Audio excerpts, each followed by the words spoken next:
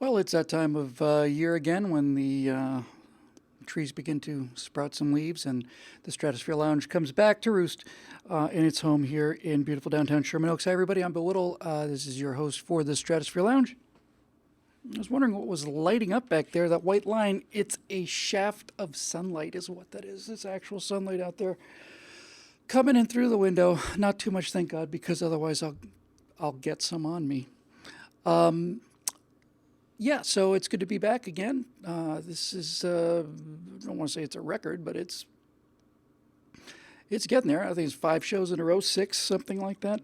It's a tough thing because it's not so much that obviously that I don't want to do the show. It's just the time is occasionally rough because out here at Pacific time, 6 o'clock, there's a lot of things sometimes going on.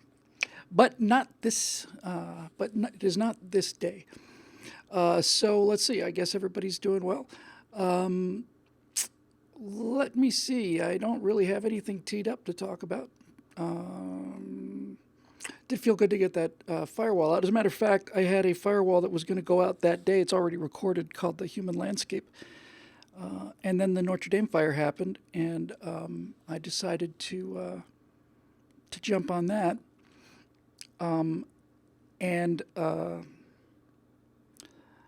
I don't know. It was an interesting take because I wanted to write it to the people of France because I kind of wanted it to be shared by them. Not so much for the hits, although I'll take them, but mostly because this everybody talks about, well, why don't they do something? Why don't they do something? Why don't they do something? Why don't they do something? Why don't they do something? And most people think the answer is because they're afraid of these Muslim extremists. But that's not the reason. They're afraid of their own government. That's what they're afraid of. If somebody, I don't remember what it was, Germany or Finland or something. Somebody said something completely mild, like, I don't know if this much immigration is a good idea. Something like that. 6 months in jail. Or 6 weeks or whatever it was. And the thought occurred to me that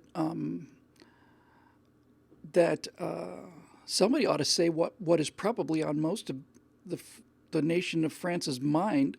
And since they can be thrown in jail for saying something that is absolutely true, but against what you're told to be able to think. Steve Darrow got it right. It's wrong think. It's double plus ungood. Crime think is well. They need to exercise crime stop to in order to prevent this double plus ungood thought crime. Crime stop was another brilliant piece of invention on the part of George Orwell. He said crime stop is the instinct that you develop after living in Ingsoc under English socialism, that once your mind starts to wander down what you suspect might be a dangerous path, you simply stop yourself from thinking about it. Crime stop. So, yeah. Anyway, I haven't heard any more developments about the Cathedral fire. I meant what I said about the presumption of innocence. It wasn't just a line. But I wouldn't be knocked out of my chair either if it turned out that there was pretty compelling evidence that it was arson. And that's only because of the string of fires and desecrations, 2 a day, something like 1,690 something since January 1st, 2019. If they they certainly have the presumption of innocence, but they've also earned my suspicion. They've earned it. Yeah, it's doubled that now. Aesop said 800 attacks on churches in 2018. It's already at 1,600 or something for 2019. It's just crazy. So as I mentioned, I guess it was the Right Angle show on this. I have no doubt they'll be able to rebuild it. And that they will rebuild it, but I suspect they'll rebuild it more for the pressure of the tourism dollars than they will for the pressure of the people who would actually, use the church as a church. But it was nice to see, and actually a little bit amazing to see how much that we thought was gone was actually saved. I remember writing that line at the end, that final line, where I said, "You'll see it's either the smoke or the ashes of the Mona Lisa coming out of the windows of the Louvre." That's quite a thought, because I remember just feeling, watching this thing burn, I just felt this personal sense of loss. I wasn't kidding about that. My beautiful wife Natasha, who's been there several times, needless to say, when I told her the news, she just put her hands over her eyes and head and bent over double, just like like you would if you'd seen some horrible kind of a car crash or something. So anyway, it was good to be able to kind of blow that trumpet. It was also nice to have that First Amendment. I saw Pat, the British commentator. You guys are like my the Stratosphere Loungers are like my own personal Condell, Pat Condell. They're like my personal Alexa or Siri. It's like, who was the guy who did there? Dink, there it is.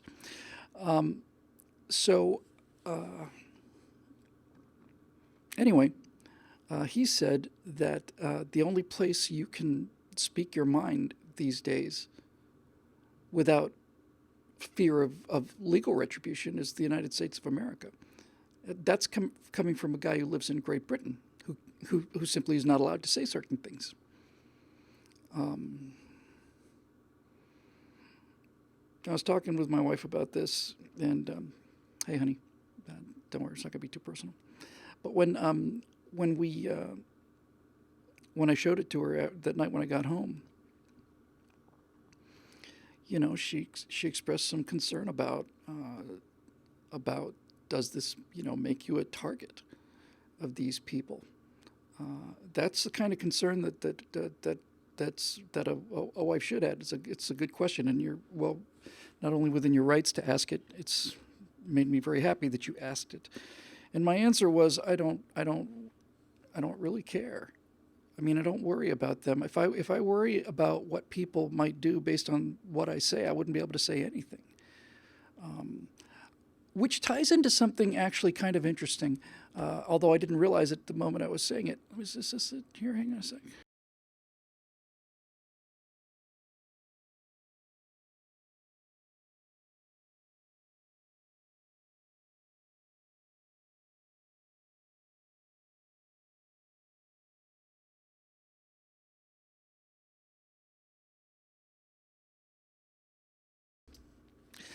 I have got to unbind this bloody mute button from the space bar. Sorry. Okay. Yeah, space bar. I think that's probably, maybe I should use like escape or F12 or something like that. Anyway, as I was trying to say, there was something that came up that really did surprise me. And it was activated by hitting the space bar. That's what makes this thing go. There's no need for me to put this on the screen other than just the fact that I was kind of blown away by it. So I was looking at the analytics for the Notre Dame video. And one of the analytics is likes versus dislikes.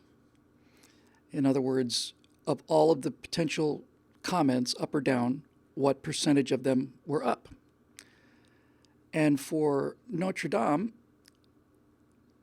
the number of likes, and this is after 15,000 views, the number of likes is 99.7%. That's really astonishing. But here's what's even more astonishing. They're able to also tell my channel average. In other words, of all the videos that I have ever uploaded to YouTube, it averages what the likes versus dislikes is, what percentage of thumbs up, thumbs down were positive. And over the entire history of my channel, which has been there for 10 years,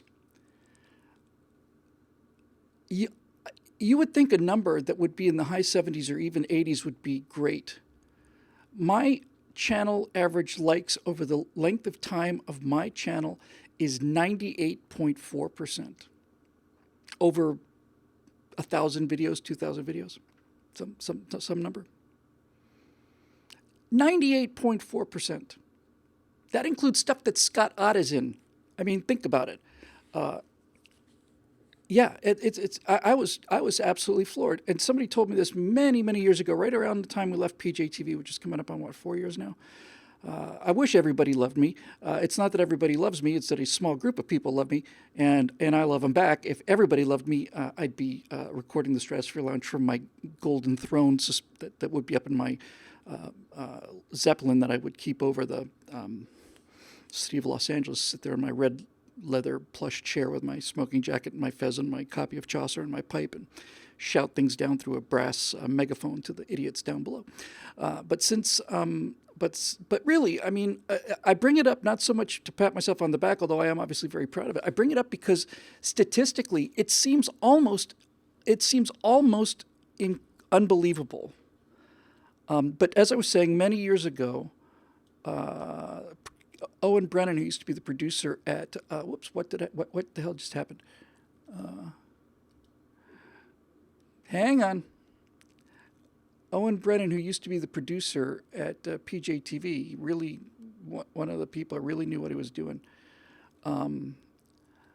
Ended up running an internet advertising company, and he said, "What the hell is going on? Let's go to 60 hertz. Is that it? Is that got it? I don't know. I don't know what I did. I touched something.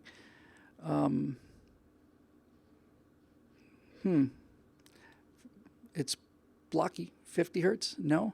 What happened? God, yeah. This kind of thing drives me nuts. It drives me nuts. Aperture priority. Hang on. Hold on. Hold on.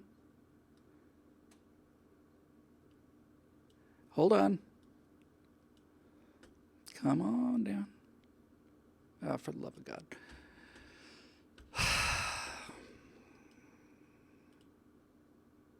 There's a preset that works.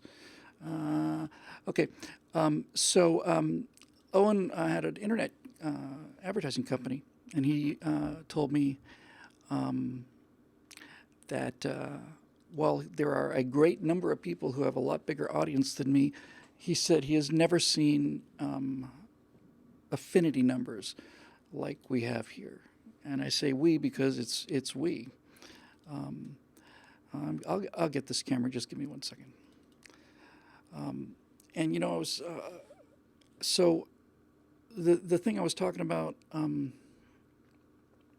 Natasha with was I'm just consumed by reading history, and I'm really drawn to history of dark things in dark places, bad times. I read everything there was to read about the Nazis, about the communists, all kinds of horrible battles and all that stuff. And one of the things that I learned, although I wasn't looking for it, is having read so much history about it, I began to detect the pattern for how a society turns into a living hell.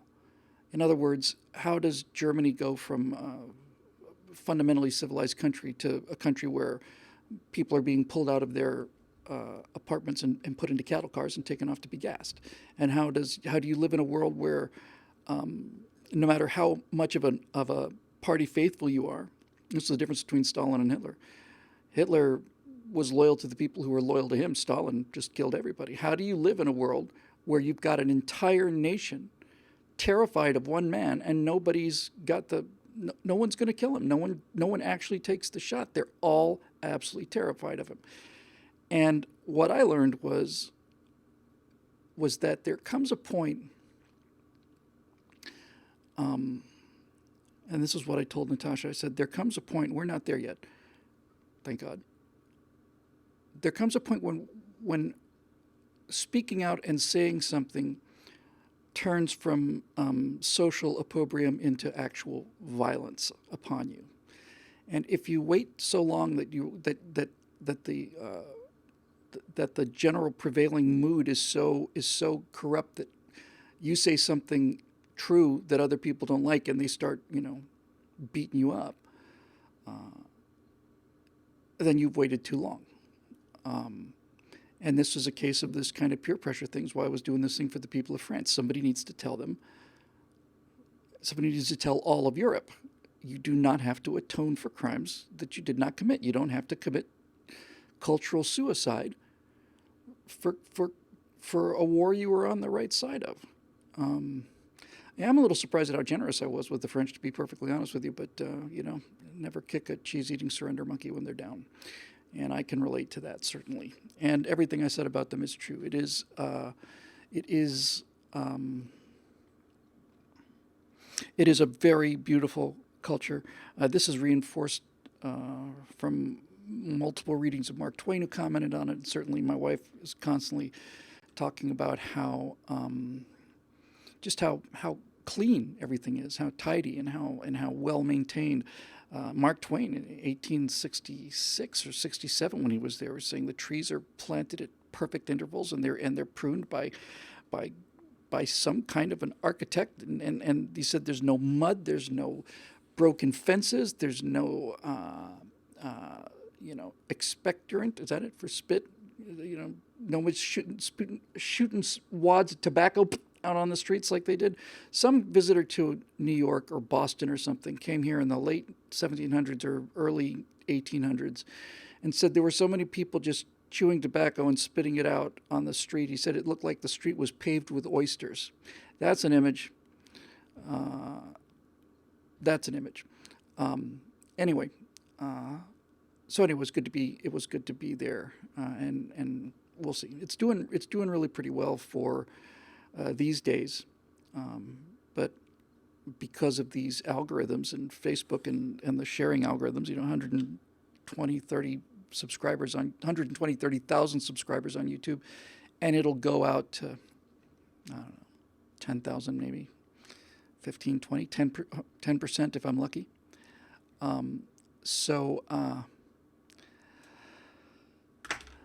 Anyway, these kind of things would be doing 400,000 by now, back in the olden days, but we made a big mistake moving to somebody else's private property. We moved onto the private property of people that don't believe in private property, and that was a big old mistake. In any event,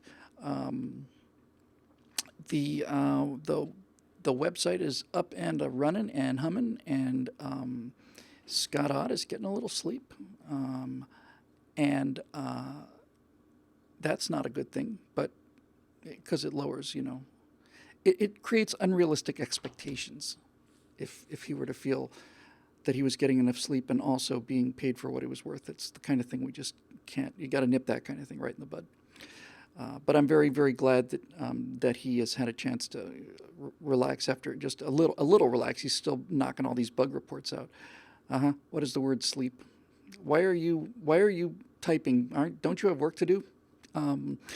No, but I mean, seriously, I've said it many times before. It needs to keep being said. Scott's work on the website is heroic.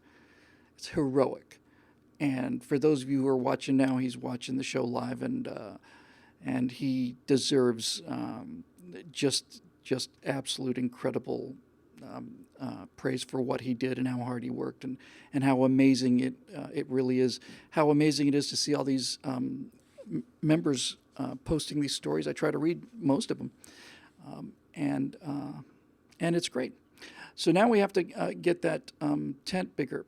We are entering the period, which I think officially starts tomorrow, where it is the anniversary of us making the announcement that PJTV was going to close. It was April 20th, and I do not remember what year that was, Scotty. Was that 2014? 15? I don't remember. 15? That's 4 years ago. Hard to believe. Might even be 16 for all I know. In any event, to their credit, PJ is 2016. Wow, thanks. So 3 years ago. But to their credit, they allowed Scott and Steve and I to just spend the last 2 weeks there, just completely, pushing the fact that we were moving over to taking trifecta over to right angle and all the rest of it. So since a number of people buy annual subscriptions, we're starting to enter the period where those renew, and that'll help quite a bit. But when we get out of that period, we have to have a bigger member base, because all these other sources of revenue, like the NRA and all the doing videos for Truth Revolt, all that stuff's pretty much gone. So the reason I'm bringing this up at the beginning instead of the end is I think really I'm looking at this approval rating, at this affinity score, 98.4% for the entire channel is just unbelievable. And 99.7 for something as controversial as Notre Dame. So what that's telling me is, if 15,000 people have seen it, and the approval rate, the thumbs up, thumbs down ratio is 99.7. It's almost statistically impossible, but there it is. Then that's telling me that there's a large pool of people out there who really like this message, and we haven't reached yet. And I think what our best way to reach them is for you guys to do it. That way I don't have to work. I can just sit back on the beach, drink my margarita, and watch my wife shoot pictures and professionally, and let the members bring in new memberships. I'll come in once a month or so, just to want to run a white glove over the editing consoles. But seriously,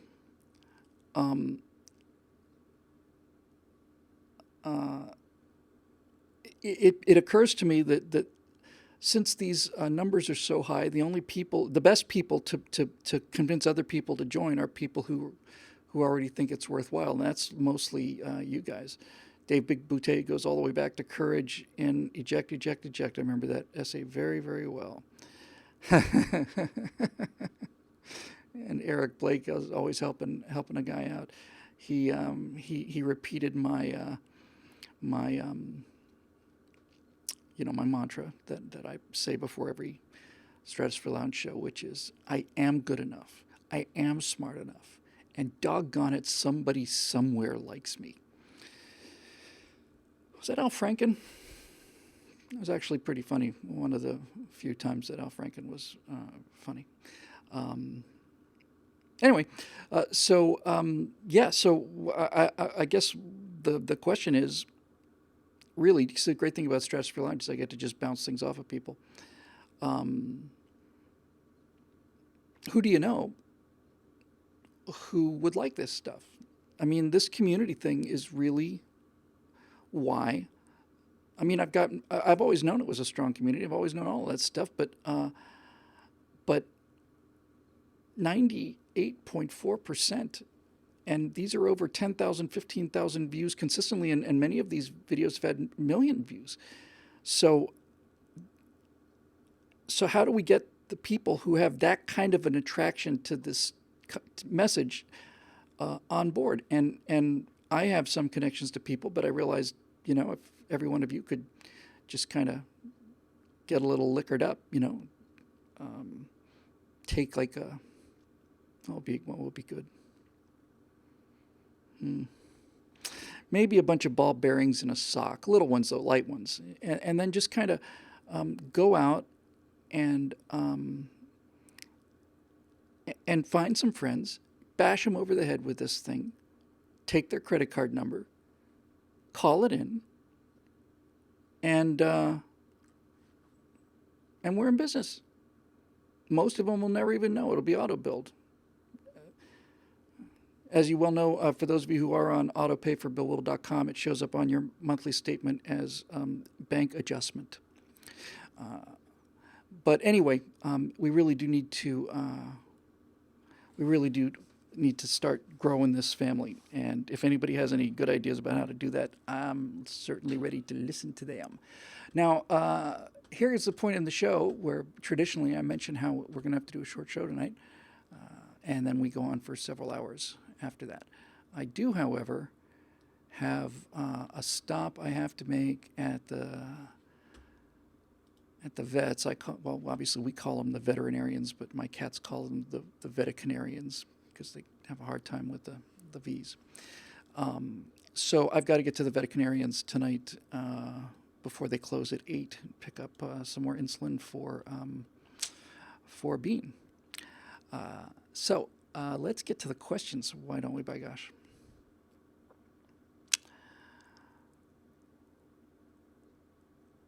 Hold on now. Notre Dame webcam captures fire starter on roof. Let me have a look at this video. I just now saw it.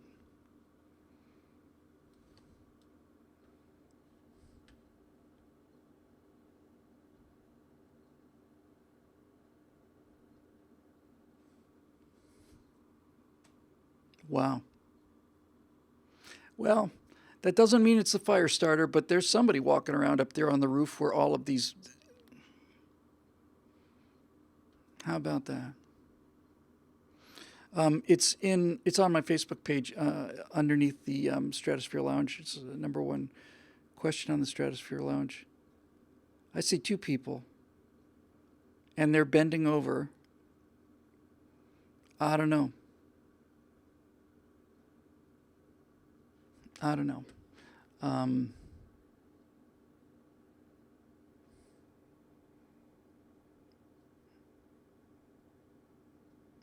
Wow. Okay, well, it doesn't really prove anything. No, this is before the fire started. And they are right in the exact spot where the fire started. But again, that doesn't prove anything. That's why we have proof. But I'll tell you what.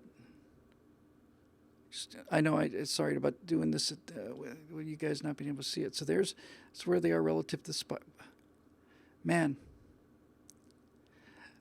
the fire starts right on the spot where these people are looking down at the ground. In any event, it's interesting. Yeah, it's probably the Russians. Wow. So we'll see. Anyway, that was the first thing I saw on the comments for Stratosphere Lounge. So let's sort these things by all comments new, most relevant. Can we do them by upvotes? What's the point of having a thumbs up vote if you can't sort the comments by upvotes? Really? I don't get it. Facebook. So I'm just going to do it by all comments, and I'm just going to scroll, and I'll do my own math. Although I was told that there would not be math involved. I'm sorry. It's underneath the Firewall entry, not underneath the Stratosphere Lounge entry. Here we go with Stratosphere Lounge entry. So show me all of them. Do it. So anyway, sorry about the dead air, but dead air is part of the program, and it's one of the things that allows me to pack 62 minutes of content into a 90-minute package. Okay, 1, 2, 3, 3, 3, 3, 3, 3, 2, 1, 11. Okay, I'm looking at the 11. Oh, yeah. Looks like that's going to take the cake for now. Sure, why not? It's Steve Darrow, hooray! Hey, Steve. And he writes, as we approach the 149th anniversary of Lenin's birth, I'm sorry, I mean the 49th annual Earth Day. Yeah, what a coincidence. Why don't more people on the right, there are notable exceptions, call out the Green Movement for what it is? Why don't they force the left to own their inside joke?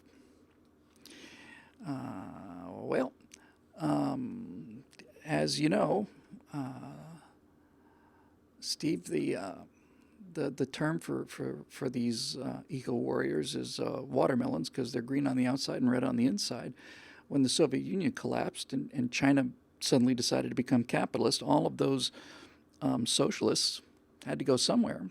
And so if your entire life is dedicated to destroying capitalism and the Soviet Union goes away, you've lost the second world.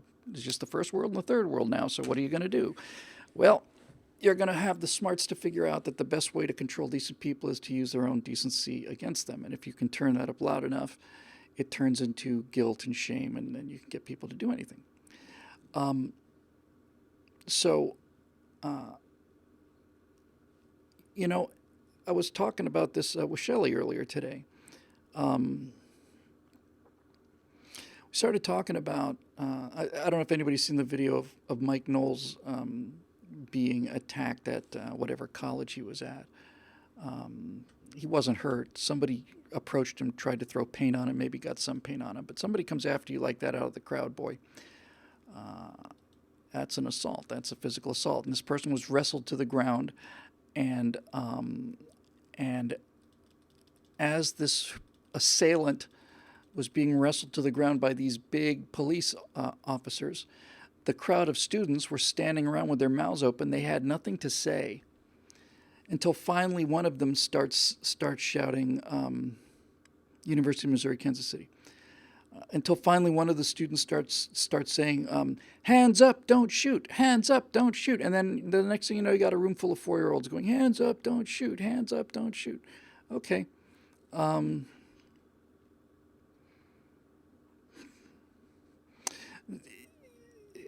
You know, there comes a time,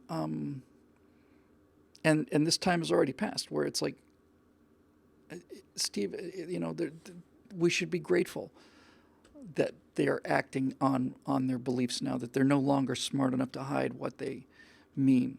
We should be grateful for this. I'm never doing a university again, and it's not out of concern for my physical safety, although that is certainly on the table. I'm never doing a university again because I realize that there's not only should I not be trying to prevent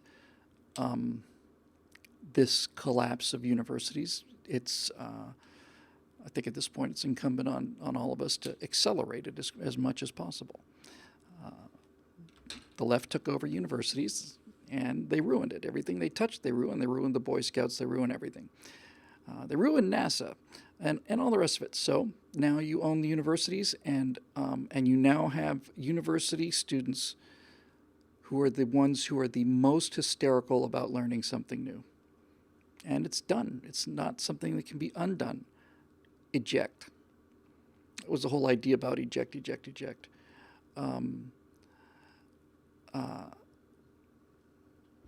The whole premise of me naming that blog that was that a lot of things that I used to believe, I just passionately believed in things I knew nothing about. And there came a time when it was like, we got to get out of this burning airplane, and that's basically what we did. And it's the universities. Dave Big Boutte says it's not universities, they're monoversities. Well put.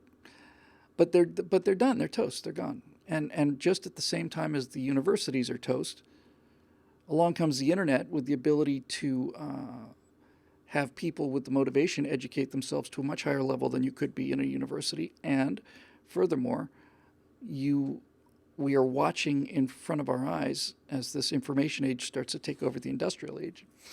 We're watching our economy become more and more of a gig-based economy, which is stressful.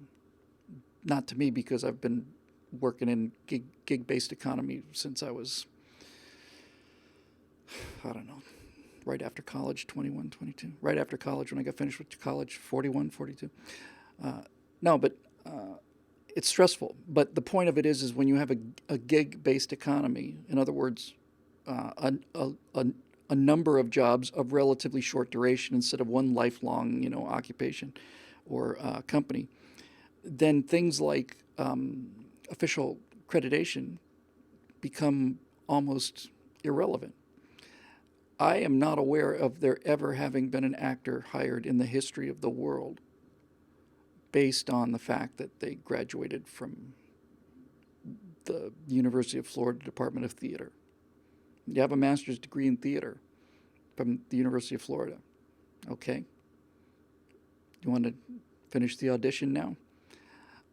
So,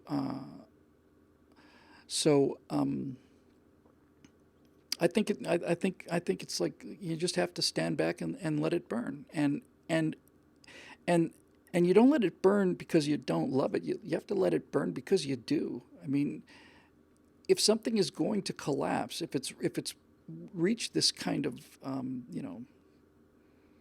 you've already exceeded the ability of the structure to take a load, and it's cracking, and it's going to come down anyway. There's no point in trying to prop it up.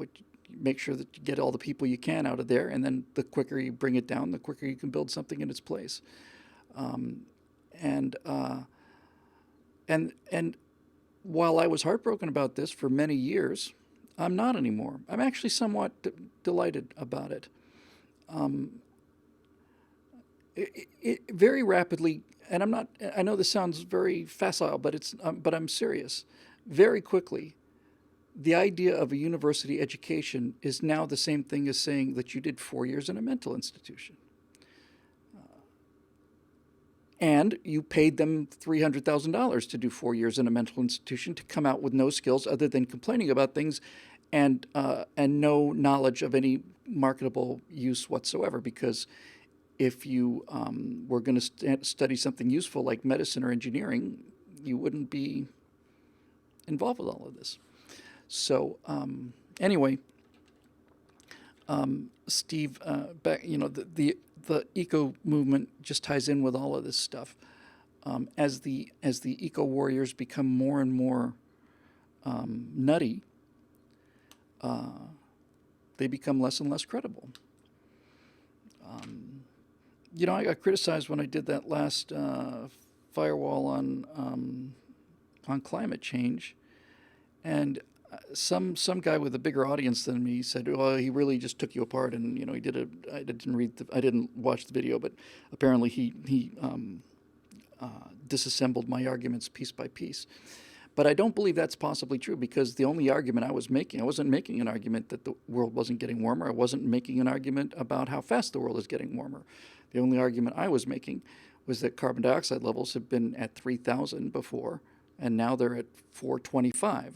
And they're saying if we go to 450, the world will end. Well, it's been at 3,000, and global temperatures have been far higher. And we've had a mile of water above Kansas, and we've had a mile of ice above Kansas. So I don't know how you debunk that, because that's just plain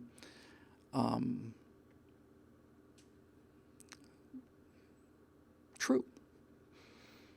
And this is where my argument with them is, Steve. I've said many times, and I believe it. I've heard some people who really seem to know what they're doing saying that there's nothing to it. And some other people I know who seem to know what they're doing saying there is something to it. And that aspect of it, I'm not much. It's not that I'm not interested. That's not the point I'm making. The point I'm making is most Americans out there, and especially younger people, genuinely believe that if they keep drinking through plastic straws, the Earth is going to die, and they're going to die with it. I don't know if they figured out whether they're going to burn up or drown first, but that's what they're convinced of. And I don't know. I think it might have been Burt Rutan has an amazing speech about global warming, and it's not so much a refutation of it. He was, everybody loved Burt because prior to this thing he did about the global warming thing, everybody loved him because Burt Rutan lived in the most energy efficient house in the world, probably. He lived in a pyramid in the Mojave Desert that basically made its own electricity, or next to all of it, and drove an electric car, I think. And basically he was like the cleanest, bright guy doing amazing things in the world. And then they started saying, well, how do you're not in any position to criticize global warming. You're not a climate scientist. And Burt said, no, I am not a climate scientist. I'm using your data. I'm telling you there's nothing there in your data. I'm not trying to come up with other data. I'm telling you your data is faulty. And Burt analyzes data for a living, and if he does a bad job of it, people get killed. And that hasn't happened because he does a very good job of it. So all I'm saying is this green movement, the thing is, here's why the green movement and the whole climate change thing is as successful as it is. it's successful because it benefits the left, but it also benefits, I don't want to say the right exactly, but government loves it because government gets a chance to increase taxes and keep the EPA going and keep people scared and take more of their money and more of their freedom. So it's obviously in the benefit of government. But how is it in the benefit of business? And then I realized, just go shopping. Just go shopping and look at how many products out there have got a little green leaf on it saying that this is eco-friendly. And it's in their financial interest for these large companies to sell products that they're claiming are eco-friendly.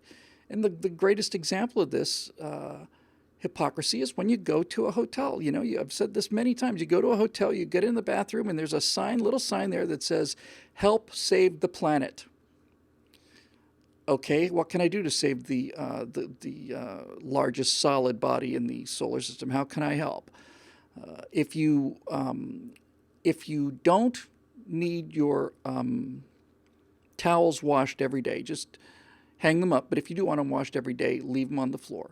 And by the water that we'll save, by not having to wash towels that you don't want us to wash, that will save the earth. And it's like, I look at this thing and it's like, it's not going to save the earth.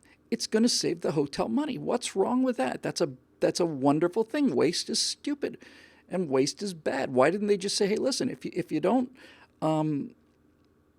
mind using a towel you used yesterday, that saves us quite a bit of money in terms of water and electricity and labor. And since we can keep those costs lower, we can offer you a lower room rate. Why can't you just say that? But you can't say that because it doesn't evoke the sense of panic. I'm going to give away a $1 trillion idea, no, a $1 billion idea. Now I'm just going to give it away for free into the ether. And the reason I'm going to do this is because I have no possible way of capitalizing on this. But the thought occurred to me not too long ago. Uber owns rideshare, and Lyft is I think a pretty distant second. There's a couple of companies that are starting here and there.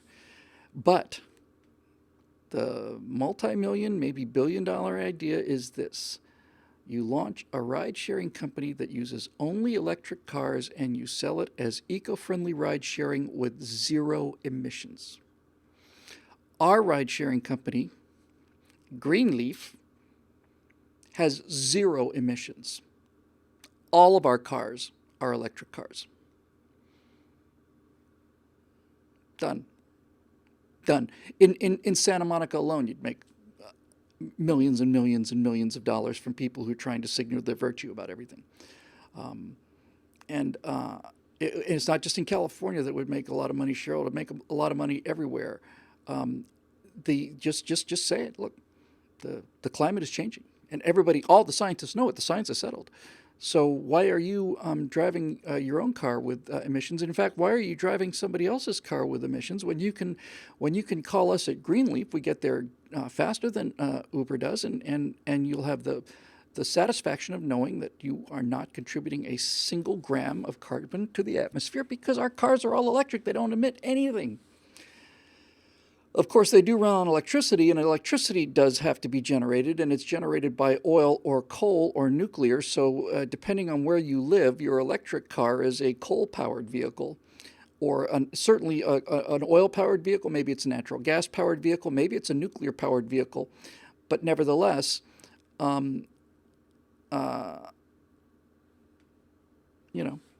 people are dumb enough to buy that.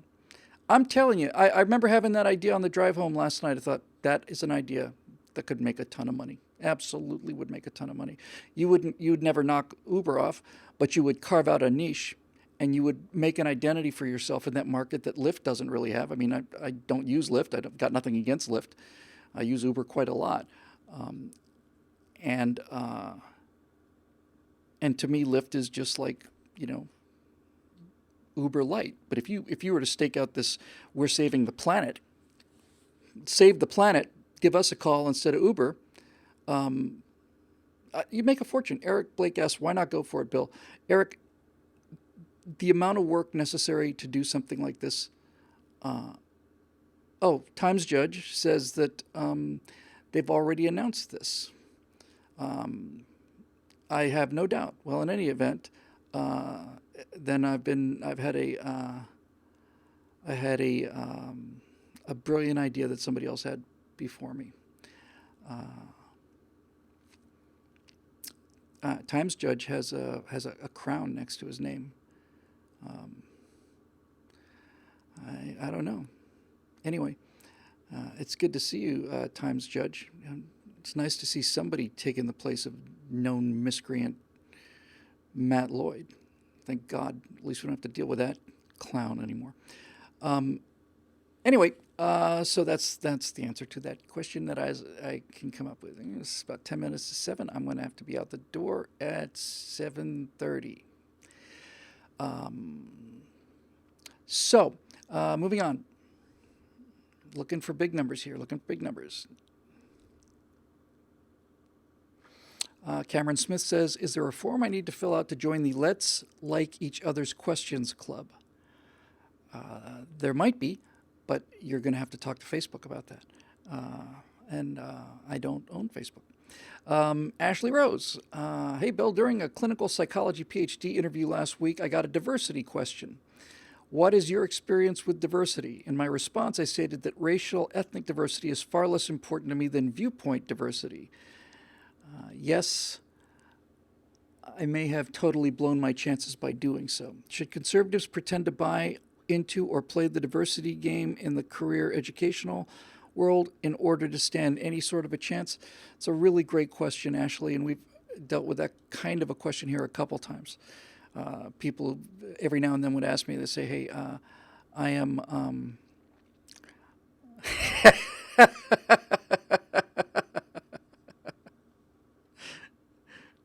There's some talk about what you have to do to get a crown on the Twitch live stream, and Scott Ott said, somebody said, "What, Scott? Why don't you have a crown?" And Scott replied, "Scott Ott is," referring to himself in the third person, "Scott Ott is way too humble to have a crown, humbler than all the rest," and boy, is that ever the truth. And I can tell you from a long 10 years of personal experience that there is no one in the world who has more to be humble about than Scott Ott.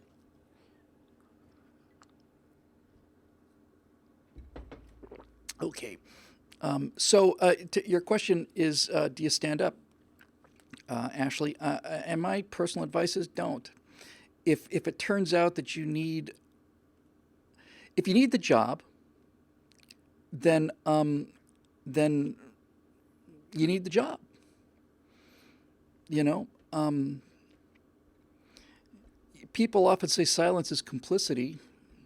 Maybe it's complicity if you're planning a crime or a murder, but if people have a different political view of yours than you, rather, and you decide that you're not going to bring up your political view in order to continue working, I don't see that as being a sellout.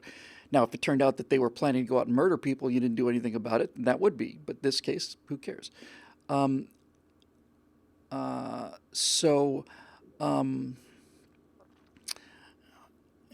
It's a tough call.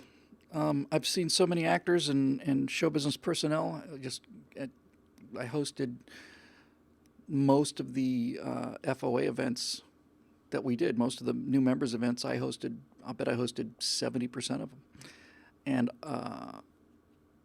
I saw scores of people crying at their first meeting, crying out of shame for all the times that they basically agreed with some of this toxic nonsense that the left spews out. And I respond to that by saying, that's nothing to be ashamed of. This is your livelihood. This is how you make a living. You have obligations not only to yourself and your creditors, you have obligations to family and pets and all the rest of it. It's not your fault that this oppression is going on. And while you could make the case that if everybody stood up at the same time, that would help. But I don't blame you one bit. the thing of it is, it's like, it kind of comes down to render under Caesar kind of thing. We all have to walk around in this world, and we don't get to control what the world is, or our culture, or the climate, or any of that stuff. We don't have any control over that. All we have control over is ourselves, and we can. If every single person in the country just decided to make themselves a good citizen, we'd have an amazing country. And some people can do more than that, and they can influence other people to be good citizens, and that helps too. But you are not responsible for the prejudice that's out there, and you do need a job. So there you go. Yes, I see that I'm being subtly pressured in very unsubtle ways that I have to answer a question from Defers because he's asked it, whether it will be answered or not. And when somebody wishes upon a star in the Stratosphere Lounge, then that wish will come true. All you have to do, DFRSS, all you have to do, Defers, is close your eyes and click your heels together 3 times and say, I want my question answered, I want my question answered. And sure enough, it will happen. Watch. Now, you're going to have to be named Defers in the comments section. Eric Blake is apparently owns this whole second part of it. So let's see. Where are you? We'll find you. Don't you worry. Don't you worry.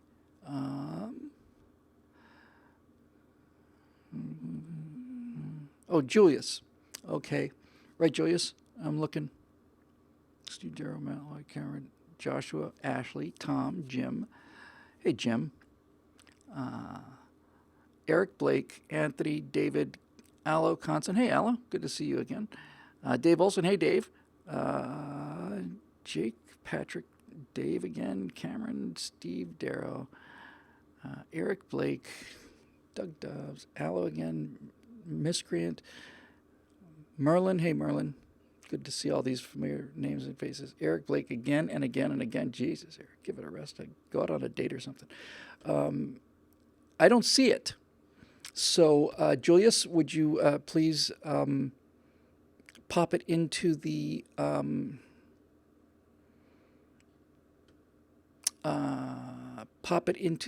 live stream? And when you wish upon a star.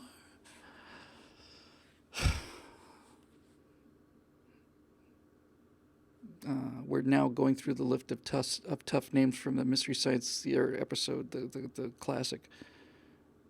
Was it Blast Heart Cheese or something like that? Something like that. It's not Biff Heart Cheese. It's something Heart Cheese.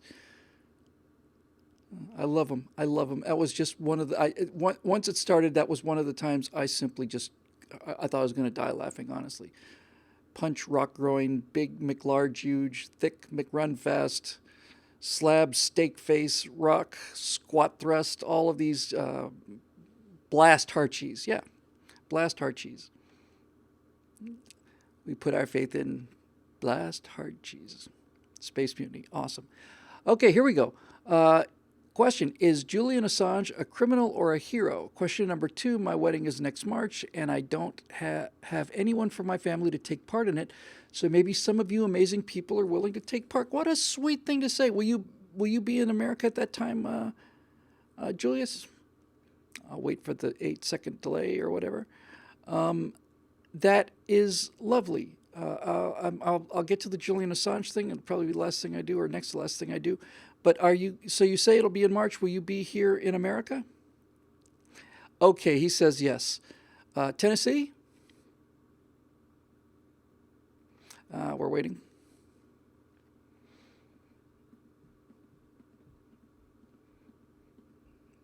Tennessee's a beautiful place. It's a shame there's so many Tennesseans there. Georgia. All right, I'm telling you. Dave Big Booty said Julius's wedding can be the first official Stratacon, and I'm in. Julius, we will be there. We will be there. If it's next March in Georgia, by God, we'll do it, and we will turn out and give your wedding turn your wedding into the most expensive, bankrupting possible thing that could ever occur to you. You will regret this for the rest of your life. But yes, that sounds great.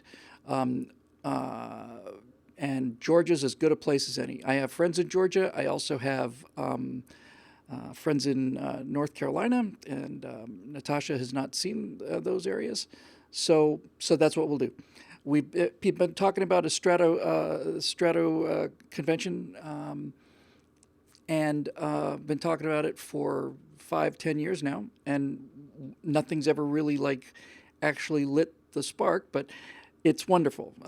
We get an American coming home to America. We get a guy getting married, and this is how Americans who love this country roll out the welcome wagon for one of our own who happened to be born someplace else. So StratoCon shall rise. Yeah. It's done. Next March, we'll do it. Now, needless to say, I'm not going to do any actual work on this, but I will be there. And without question, this thing will organize itself.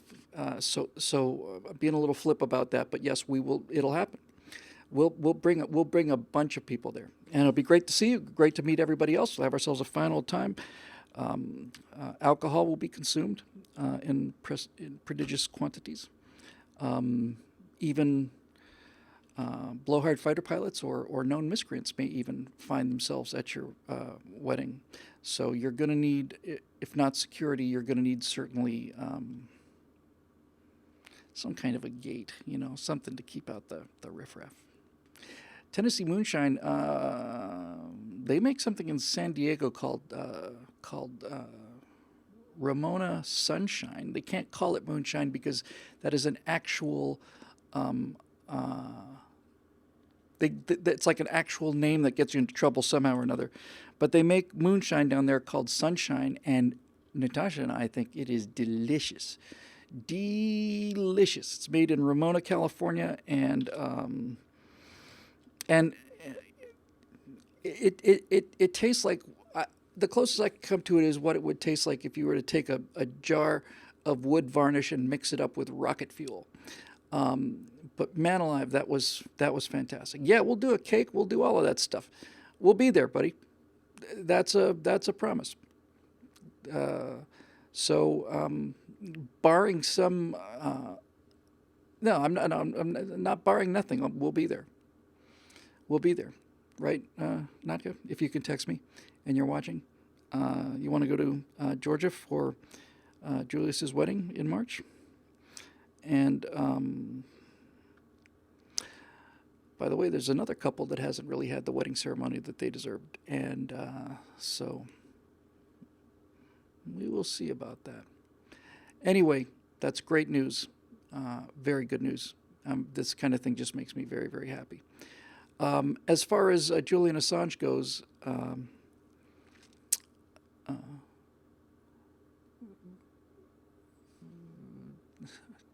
double winning. Bill doesn't tell Natasha anything, Bob. Bill asks Natasha, and then, humbly lowers his head and awaits the decision. Yeah, this is great. Steve Darrow says he doesn't think Assange can make the wedding. Yeah, that's probably true. Yeah, the Strata Loungers go down to Georgia. All right, so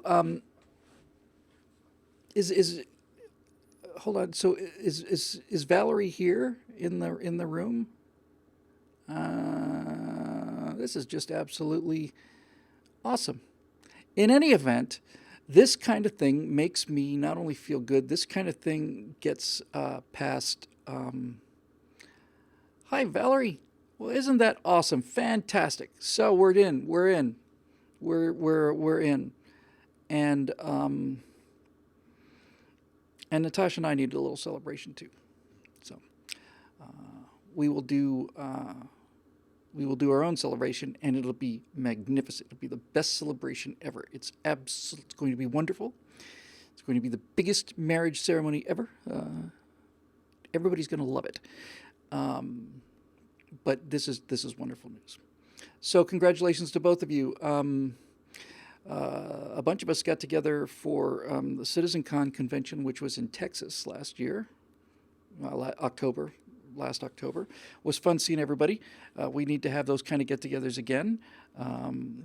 The forces that be have determined that CitizenCon is going to be in Great Britain this year, which makes it a little more difficult to drive to. But in any event, we'll be there. So somebody invite Dwight Schultz. Dwight Schultz. Hang on now. Hang on.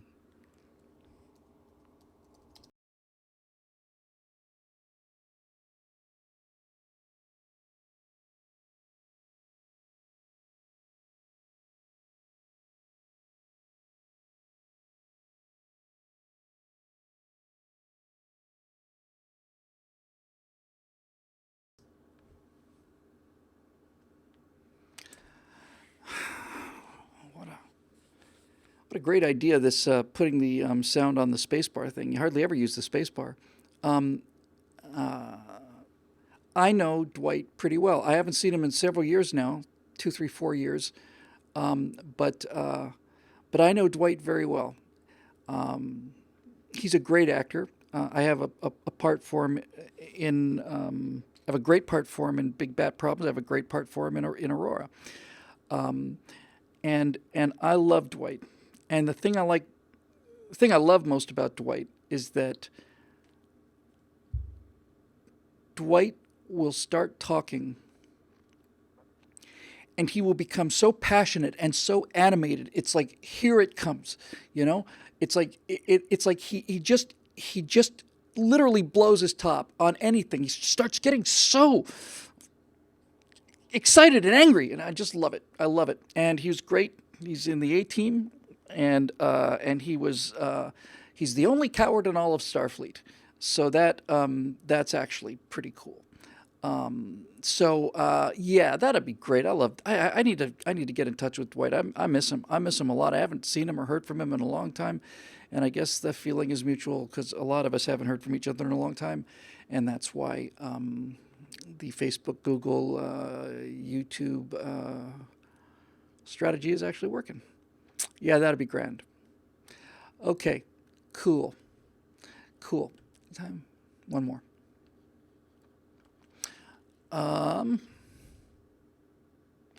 Let's see if I can find something.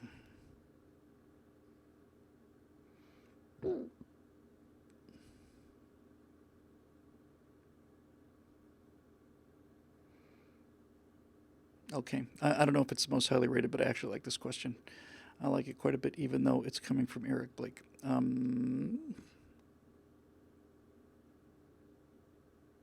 One of 8 or 9 questions that he wrote. I have to find out where. I just scrolled myself past it. Now I have to find it again.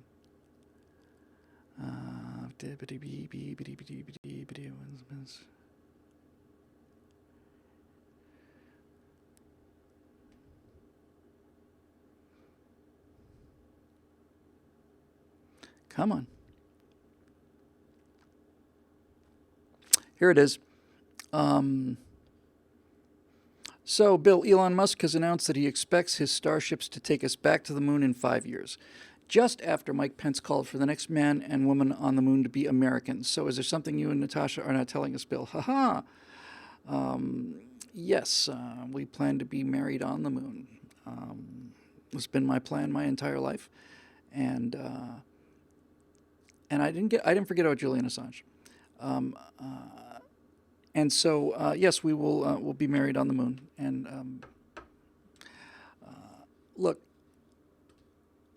everybody is so certain that the next moon landing is going to moon landing is going to be the Chinese. I'm not sold on this. And I'm not sold on it for reasons that will be abundantly clear in the Firewall that I shot last week that was supposed to go up this week but was postponed because of the Notre Dame thing. I'm not convinced.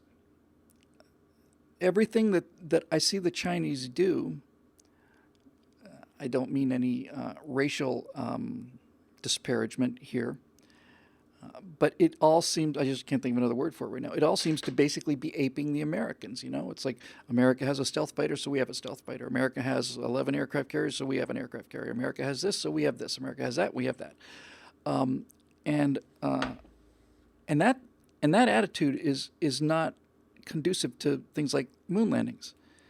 And they also are very, very touchy about their image and that kind of sense of it's obviously an inferiority complex that certainly is justified in terms of history of the world. But I'm not convinced. Um, the people of China are unlike half of the people in America. Um, they're very, very proud of their country. They know that they're on the rise. They know that they're better educated than we are and getting better educated every day and all the rest of it. But the thing about a moon landing is, fortunately, um, it is not it is not a per capita kind of thing. Because if it was a per capita kind of thing, we're boned. In other words, there's no question that China's educating its children and young adults much, much, much better than we are. Much better. And if we had to do it on a per capita basis, there are more engineers in China than there are people in the United States, I think. It's something like that anyway. But it doesn't come down to that. It comes down to the 500,000, maybe, not 500,000, the 500, the 1,000 people, whatever, somewhere in that number, probably smaller number than that, to actually pull it off. And that's why when the Chinese are as motivated as they are to show us how amazing they can be, they still can't do what a kind of a half-nutty immigrant and a bunch of really bright teenagers are doing in Hawthorne, California. No one does that. No one does it. When I saw those boosters come back and land, the first time Falcon Heavy flew, I thought, it's game over. And in a good way for once. They can't do it. And the reason that SpaceX is going to beat the Chinese to the moon is because the recovery vehicle for their center core booster rocket, the drone ship is called Of Course I Still Love You. That's why they're going to beat the Chinese to the moon, because that utterly utilitarian landing pad, floating landing pad, is called Of Course I Still Love You.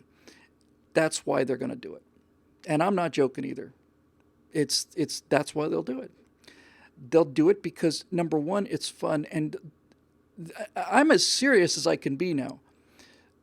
To have the cultural freedom to name a critical piece of hardware, and one of the most unglamorous pieces of hardware, to name that, Of Course I Still Love You, and to see on the screen during the launches, live from Of Course I Still Love You, that freedom and that sense of fun is what generates innovation and what generates risk-taking and generates all of this stuff.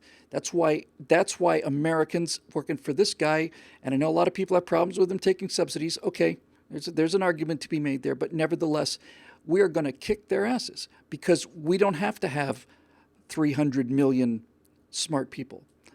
That's the name of the barge, Eric. The barge's name, the name of the barge, it's on the barge, it's painted on the barge, but the official name of the landing barge out in the Atlantic is called Of Course I Still Love You. And another one was called Just Read the Instructions, I think. Yeah, and it's the same thing as the Roadster with a convertible red car and a guy with thumbs up and David Bowie playing on a radio into space where there is no sound and don't panic on the navigation screen. Nobody takes this seriously enough.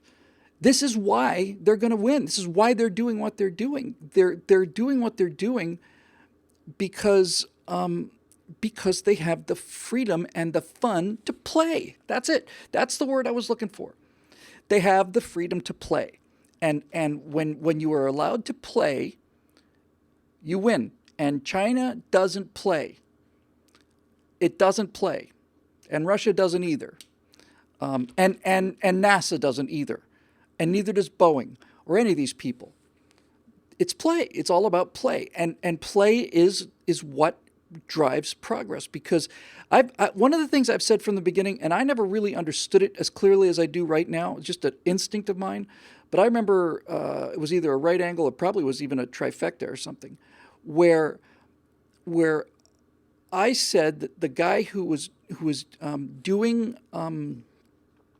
he was touring air shows. He has a jet-powered outhouse. There's a couple guys with jet-powered trucks. There's a jet-powered school bus. But this guy built a jet-powered outhouse, and not a porta potty, a wooden structure with a moon cut in the door that people go out into the woods in to relieve themselves. And he put a jet engine on the back of this thing. And when he fires the afterburner on that thing, it puts out a tongue of flame probably 50 to 100 feet long. Now, why is it that somebody who's building a jet-powered outhouse is going to win the race to the moon when you're dealing with people who work as hard as the Chinese and who are as dedicated and patriotic and obedient and all of that? Why is the nation with the jet-powered outhouse gonna beat them to the moon? Well, the first answer is that we will beat China to the moon, and we have already beat China to the moon by 50 years, 40 years.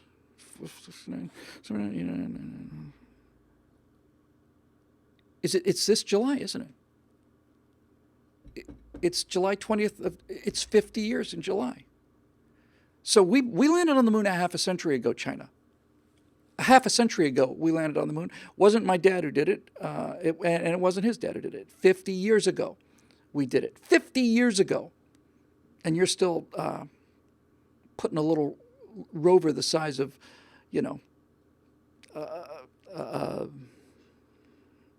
what are those automatic vacuums called? The ones that float around on their own.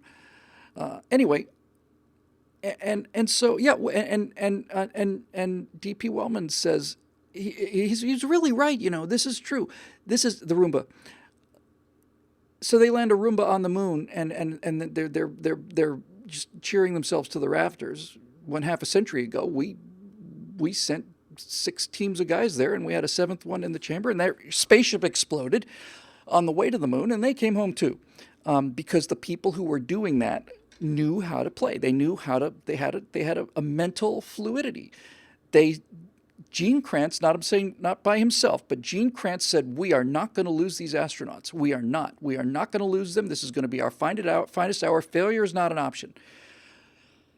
And so these guys did 2 things. Everybody's seen Apollo 13 knows this story, but they did 2 things that are just brilliant. The first thing they did was they said, here's all the stuff that's on board the capsule and in the LEM. Dump it on the table. Now you have to make one of these things fit into one of those things using what's here. Get to work. And the guys just start tearing into it. You can't beat people like that. And the other thing they did was they took for God's sake, landers. Lovell, Hayes, and was it Rusty Schweiger? Who am I thinking of? Cunningham? Hang on a minute. Not Cunningham. Who am I thinking of? Hang on a sec. Give me 1 second.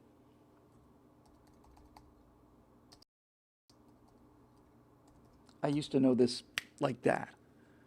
I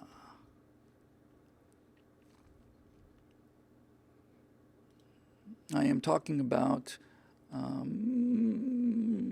come on, Bill. This shouldn't be so hard, really. Not Schweikert. I'm talking about... hang on.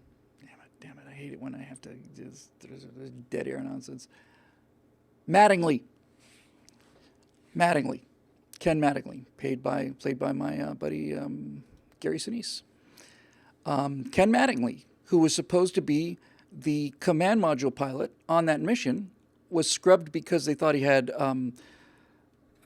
measles. And so the guy who knows more about the command module than the guy who's flying the command module, he doesn't just go in there to solve this. He basically says, this is the thing. I mean, it may not sound like much, but this is the difference. This is the difference. He goes into the LEM, and he's got to figure out how to power this thing up again without tripping this breaker. And instead of sitting there with 15 guys, he goes in there and he says, I want you to make it dark in here. I want you to make it cold in here.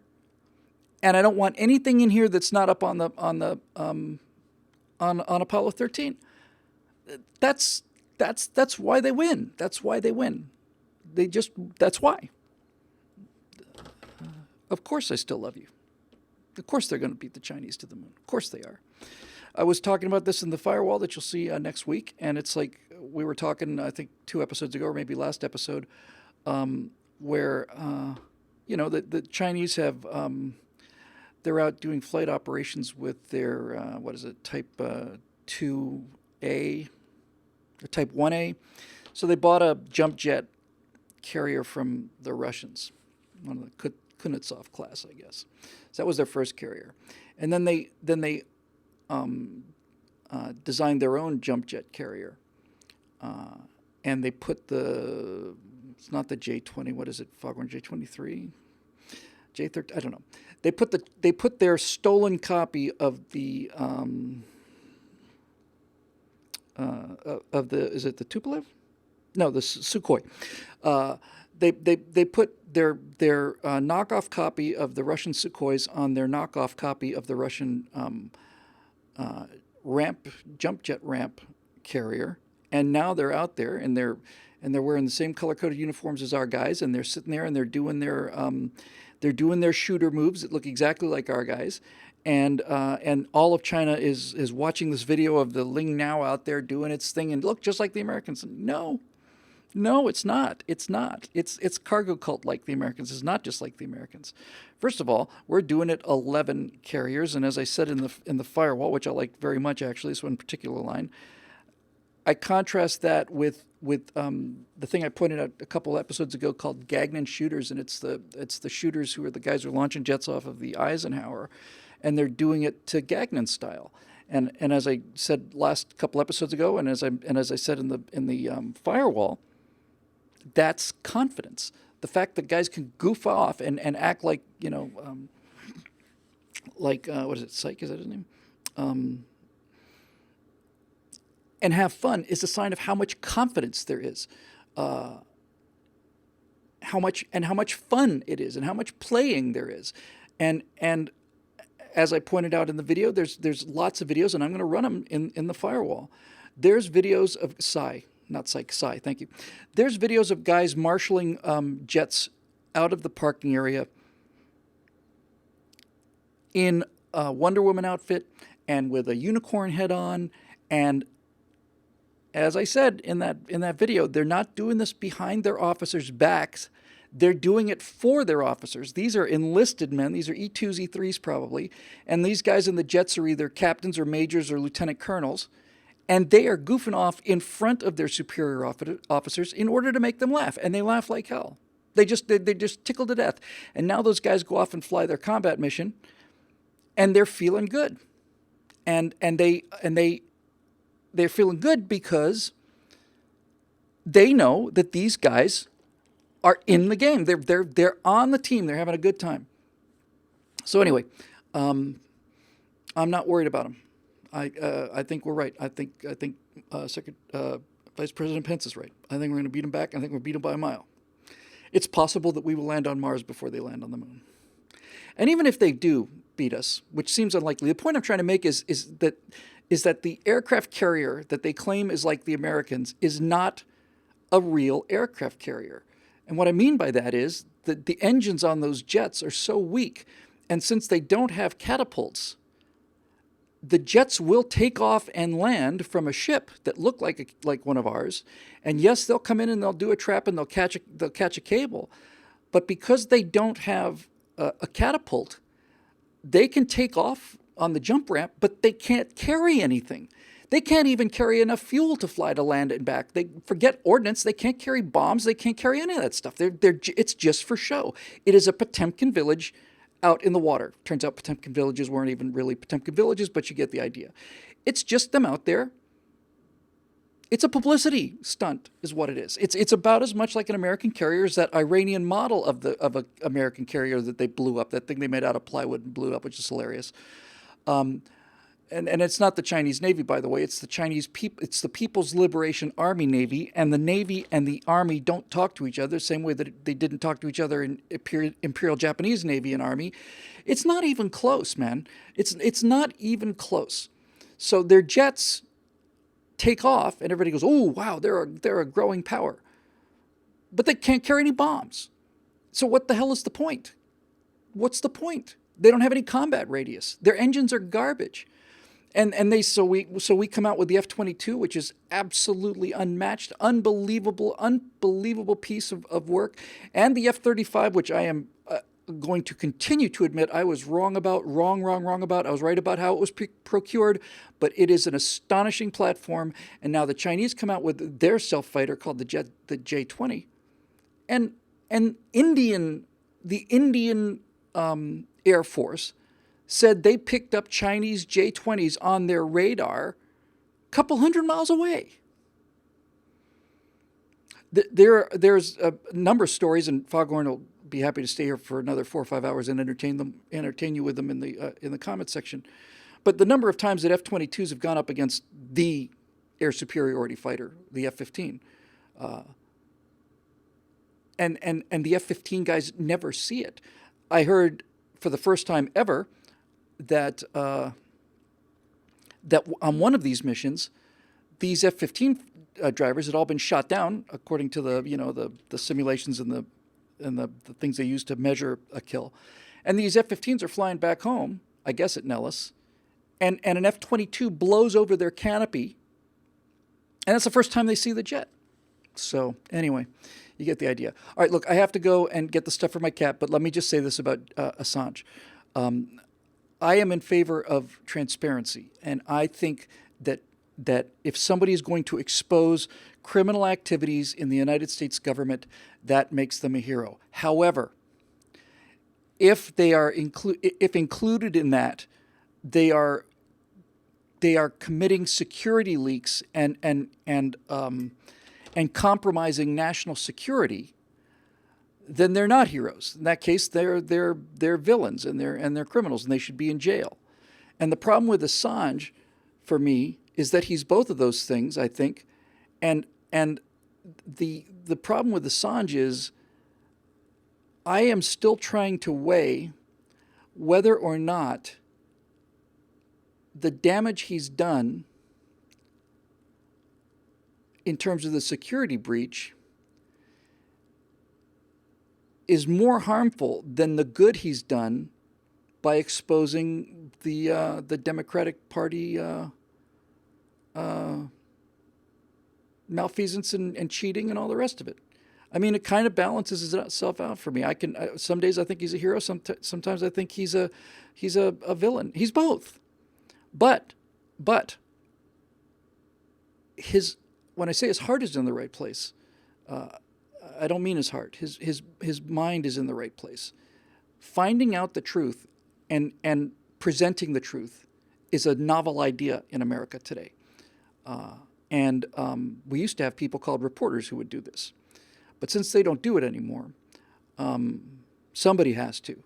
And to that extent, even though there may be some serious national security problems that I utterly condemn, let me put it to you this way. I'm more afraid of a society, of a government that can keep airtight secrets than I am of a government that occasionally suffers a security breach because the American people get to find out what the hell that government is doing. In other words, I'm more worried about the U.S. government than I am about Russia or China.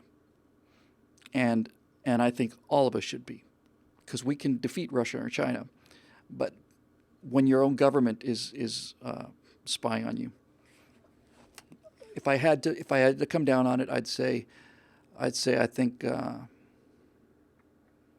if it were me, just knowing the surface issues, I would certainly let him go, and I might even think about giving him a medal. And you'd say, well, if you did that, how are you going to prosecute any more national security cases? Well, that horse left the barn when Hillary Clinton left 60,000 classified emails on a server in a bathroom in New York and on the iPad of a known pedophile pervert. So who the hell knows? Anyway, I got to go. Folks, I will put this up online tomorrow. I won't get to do it tonight because I'm going to dash out the door. I'm a little bit late.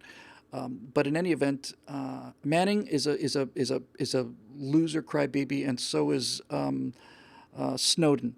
Those people are just plain straight out traitors. That's all there is to it.